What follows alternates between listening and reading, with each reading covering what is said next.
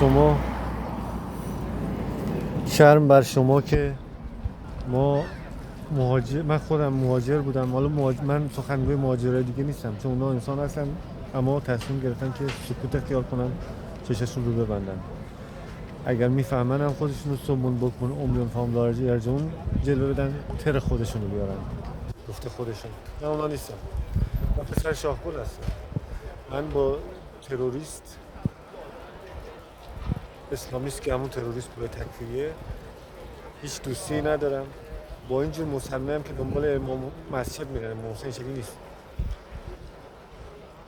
این حرکت ها رو میکنن، سکوت میکنن، با اینا هیچ اخوت و دوستی ندارم. شرم بر شما که از من مهاجر، من سخنگوی خودم هستم، نماینده کسی دیگه نیستم. شرم بر شما که نمیذارید درس بخونم، نمیذارید کار بکنم، فقط میخواستین از من سوء استفاده کنین، باجگیری کنین، اخذ کنین. شرم بر شما، شرم بر شما.